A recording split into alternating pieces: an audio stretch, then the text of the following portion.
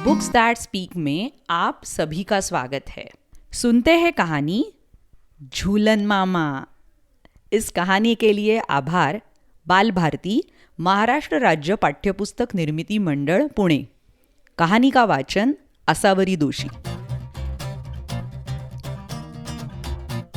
पता नहीं उनका नाम क्या है, लेकिन सभी बच्चे उन्हें झूलन मामा ही कहते हैं। राजेंद्र नगर की ऊंची इमारतों के पास एक छोटा सा हाता है। उसी में 2 कमरों का एक छोटा सा घर झूलन मामा का है। घर के चारों ओर फूल, पौधे और पेड़ है, मानो एक छोटा सा जंगल ही है। यही नीम के पेड़ से लटकता हुआ चौकीनुमा झूला है।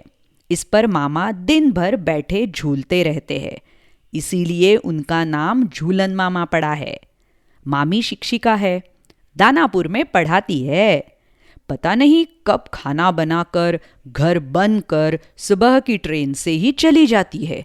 मामा अपने झूले पर टिफिन कैरियर, पानी और किताबें लिए बैठे झूलते रहते हैं। वही पढ़ते हैं, खाते हैं और सो जाते हैं। मोहल्ले के बच्चे जब स्कूल से लौटते हैं तो कभी अपने एल्बम के लिए फूल पत्ती लेने, कभी कोई सवाल पूछने या कभी कभी झूलने के बहाने ही झूले पर चढ़ जाते हैं। झूलन मामा उन सबके बड़े अच्छे दोस्त हैं। उन्हें पढ़ाते हैं। सूरज डूबने पर मामी जब शाम की ट्रेन से घर लौटती है तब मामा घर के भीतर जाते हैं। पिंकू को झूलन मामा से बहुत प्यार है। क्या करे बेचारा, उसके पिता को अपने व्यवसाय से ही फुर्सत नहीं, उसकी माँ को समाज सेवा के कार्यक्रमों से, उसे कोई पढ़ाने वाला ही नहीं है। विज्ञान और गणित उसे कितने कठिन लगते हैं। दूसरे बच्चों को देखकर एक दिन वो भी झूलन मामा के घर चला गया था। यहाँ वो झूले पर भी चढ़ गया था। कितना प्यार करते हैं झूलन मामा। झूले पर ही झूलते झूलते उन्होंने उसे सब समझा दिया था। पेड़ पौधों में जड़, तना, पत्ते कैसे काम करते हैं, पत्ती कैसे भोजन बनाती है, जानवरों और पौधों में क्या अंतर है, पक्षी कैसे उड़ते हैं। पिंकू की माँ को झूलन मामा से चिढ़ है। वो पिंकू को हमेशा डांट देती है। खबरदार, जो अब उस झूलन मामा के पास गए। मास्टरनी बेचारी मेहनत करती है और ये दिन भर झूले पर बैठा बैठा झूलता रहता है। पिंकू का मन करता है वो भी माँ से कहे, तुम भी तो दिन भर अपने कामों के लिए घूमती हो, झूलन मामा तो तुमसे बहुत अच्छे हैं। किताब पढ़ाते हैं, कहानियाँ सुनाते हैं, अच्छी अच्छी बातें बताते हैं। पर पिंकू कुछ बोल ना सका। 2 दिन बाद माँ की डांट के बावजूद आया की नज़र बचाकर पिंकू झूलन मामा के घर आया। पर यहाँ क्या, घर में ताला लगा था, झूला सूना पड़ा था। फूल खिले तो थे पर सब उदास उदास लग रहे थे। पक्षियों के गीत भी उदास थे। गिलहरी बिना शोर किए चुपचाप बैठी थी। बस खाली झूला धीरे धीरे हिल रहा था। पिंकू चुपचाप लौट आया। किसी को भी पता नहीं था कि अचानक झूलन मामा कहाँ चले गए। दिन गुजरने लगे। एक सुबह पिंकू सोकर उठा तो उसने देखा कि पिताजी अखबार पढ़ रहे हैं।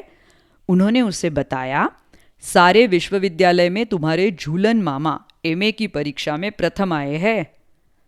पिंकू खुशी से उछल पड़ा, अखबार लेकर झूलन मामा के घर दौड़ पड़ा।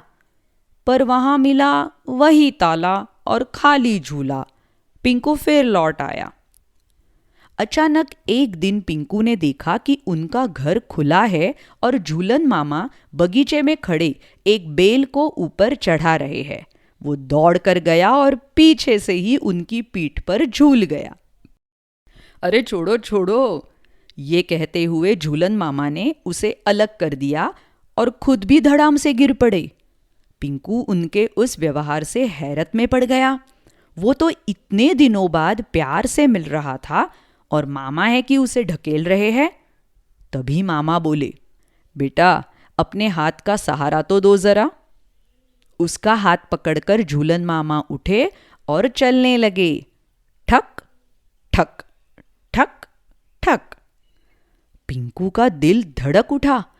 पहली बार वो झूलन मामा को चलता देख रहा था। पर ये क्या? ठक ठक। मामा, ये ठक ठक कैसी है? पिंकू ने पूछा। झूलन मामा ने अपने पैर बाहर निकाले। दोनों पैर लकड़ी के थे। पिंकू तो सहम गया। मामा हंस पड़े। अरे डरो मत बेटा, मेरे पैर थे ही कहाँ। आगे उन्होंने बताया, एक दुर्घटना में मैंने पैर भी खो दिए थे और मेरी नौकरी भी। वो तो तुम्हारी मामी का ही साहस और धैर्य था जो मुझे इस तरह संभालती रही। मैंने बाहर जाकर परीक्षा दी। तुम्हारे जैसा ही एक लड़का था जो कभी मुझसे पढ़ता था, अब डॉक्टर हो गया है। उसने हमें बम्बई बुलाया। वही मेरे लकड़ी के पैर बने। अरे हाँ, और एक खुशखबरी सुनो। कल से मैं तुम्हारे स्कूल में पढ़ाने आ रहा हूँ। मेरी नौकरी लग गई है। अब झूले पर बैठने की ज़रूरत नहीं है। मैं भी चल सकता हूँ तुम्हारी तरह। गिरने का क्या डर, जब तुम्हारे जैसा सहारा है मेरे पास।